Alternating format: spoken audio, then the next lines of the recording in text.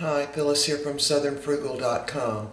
Tonight for supper we're going to have some soup. Now, I think I'm just going to call this Christmas soup because it kind of looks really Christmassy, but it's really sweet potato soup. This is my own recipe, and it's not going to be sweet. We're treating the sweet potato just as a vegetable, like any other vegetable. All right, now I'm going to use some of the stuff that I had in the freezer. Hold on, let me move y'all around there. I baked and froze the sweet potatoes, I'm going to say about probably 3 months ago. Some I got at the farmer's market. I got a big bushel of them. And this is probably a 2-pound sweet potato from North Carolina. So I thawed it out in the microwave on defrost. So we're going to take care of that in just a minute. First, we want to get the other stuff started. So I've got a pot, and I've put a little bit of oil in it, maybe a tablespoon. Let's come closer. I'm my own cameraman, so sometimes we get the camera jiggling. All right, so about a tablespoon of oil in the pot, and I'm going to add to that 2 tablespoons of butter. Let those be melting. And I'm going to stir this with my really old spatula. This is one, I think this is a Martha Stewart spatula that I got, I don't know, probably 10 years ago. But you can use it for a pot. And you can use it in anything hot. It works. All right. So while we're waiting for that to melt, I cooked earlier about 4 leaves of kale that I had stripped all the stems out of and broke them up into little small pieces. Now it takes probably 20 minutes for this to cook, that's all. Kale is kind of like cabbage, it cooks pretty quick. Alright, so our butter is pretty well melted now. And we're going to go ahead and add to this. This is about a cup of red bell peppers, and these were previously frozen. A cup of green bell peppers. And a cup of Vidalia onions. These were also previously frozen. So I'm trying to kind of clean some of the stuff out of my freezer so I can make room for more stuff. Alright, so we're going to let these just cook for, I don't know, 10, 15 minutes. But while they're cooking, we're going to get that sweet potato ready. Now, I'm going to go ahead and peel it now. And I think I've said this on some of the videos before concerning sweet potatoes. It's really best if you bake them in the oven because you're going to retain most of the nutrients that way. If you cook them in water, a lot of the potassium will cook out of them into the water. So I freeze them, and like these particular potatoes were frozen just in a little freezer bag. Now, let's see how this looks on the inside. And it did take about 15 minutes on defrost to thaw this potato out. Now these were really, really nice looking sweet potatoes that I got at the farmer's market. So just going to get all that peeling off.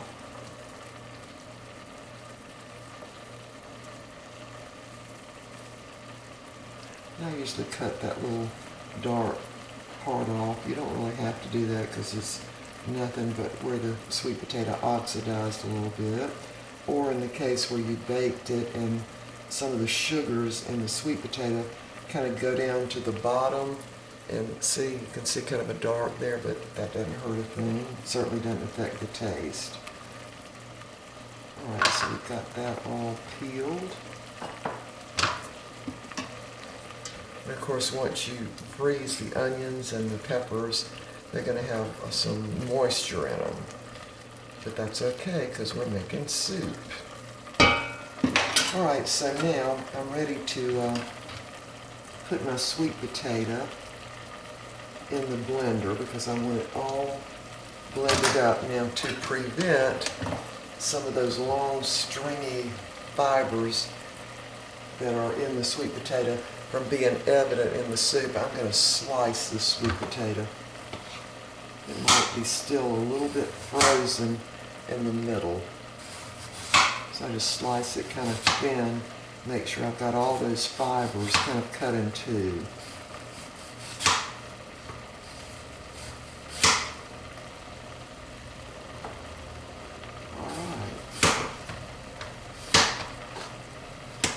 Alright, that ought to do it. I'm going to go ahead and put that right in the blender. And that is a good 2 pounds of sweet potato there. And by the way, I've got my burner up on high because I want some of that moisture to evaporate.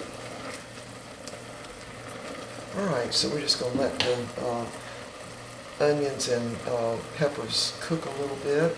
I'm going to add probably a cup of water to my blender and blend this up, and then we'll be back.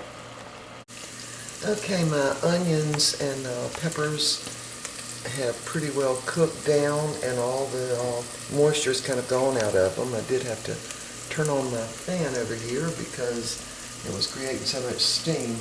Now, to these peppers and onions, we're going to add that's about 1/3 of a cup of golden raisins that have been soaked in water.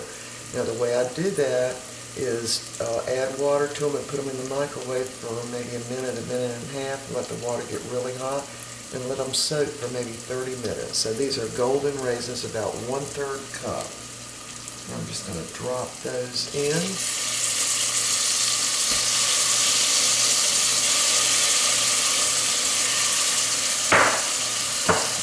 Stir those around with the onions and the peppers. And now I'm going to go ahead and add my 4 kale leaves that have been cooked, and they were shredded up. And I've just got a little bit of water in them. So I'm going to go ahead and put that in. Stir that around.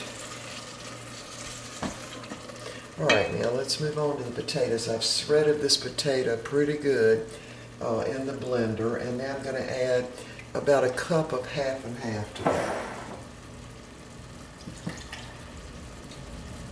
We'll save back 1 cup and we'll add that later. So now let me see if I've got a spoon here.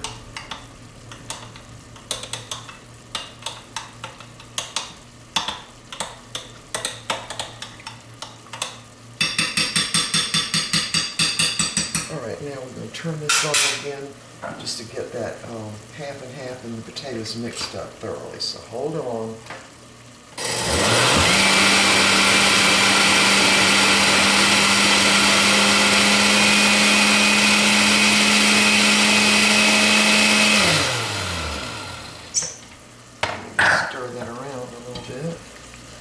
Meantime, more water is coming out of the kale and a little bit of water from the raisins. Stir it around just a little bit.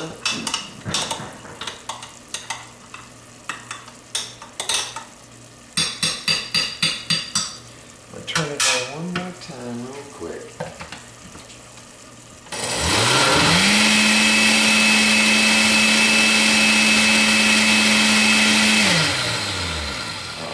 Going to be good enough.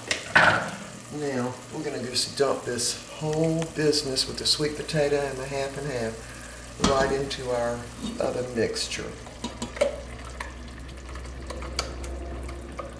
Get that all out of there.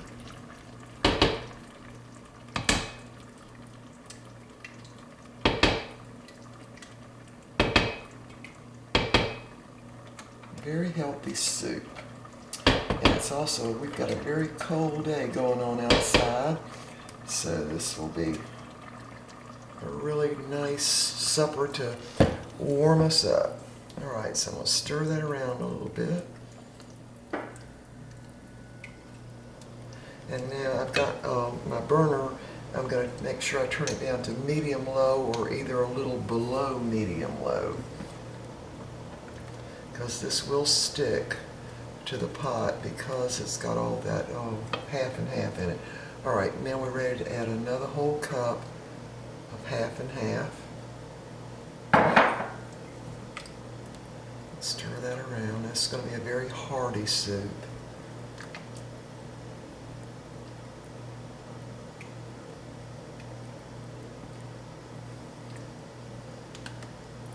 Now I'm going to add about another half cup. Well, sorry, I didn't have the camera up there.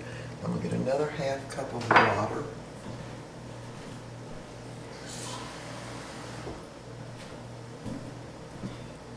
And add that in. Now, all we need to do is let this just barely come up to a simmer, because really everything in the soup is already done. So now we're going to add some salt. Now, you're going to need right much salt, so probably about a teaspoonful. Stir that around. And again, make sure you have your burner on medium-low, because this will actually stick to the bottom and it will burn. Alright, now here's the other thing I'm going to add, and you could certainly add whatever spices you want to this, but this is the one I add, the New Orleans Cajun spice. I just happen to like that, so I'm putting in probably a teaspoon of that, and it's going to give it some little bit of a punch. And then the other thing I'm going to add is going to be dill weed, which is my favorite. I just like dill weed in just about anything. Not much, maybe a teaspoonful.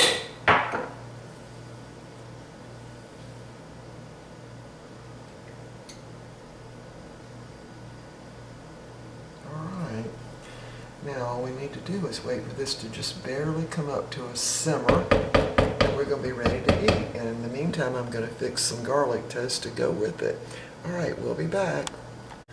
Okay, the sweet potato soup is almost ready. It's not quite at a boil, but you don't want it to boil because of all the cream in there. So you just want it to come just barely up to where it might start to simmer or boil. Now, a taster of this, it definitely needs another teaspoon of salt. And part of the reason for that is because of the all of the half and half in there. You tend to have to use more salt when you use like cream or milk. Now, just going to stir that salt around in there, and we're ready to eat. I've already made the garlic toast, but I did want to talk to you a minute about the spice in this. Let me back off there. All right. Now, I used the New Orleans Cajun seasoning, and what that has in it is garlic, spices, and they don't tell you what spices, sea salt, paprika, onion, and red pepper. Now, you can definitely tell there's some red pepper. It gives you a little bit of a little heat. And what the raisins do is gives you a little, you know, if you are eating the soup and you bite into one, you get a little bit of sour. It tastes great, okay?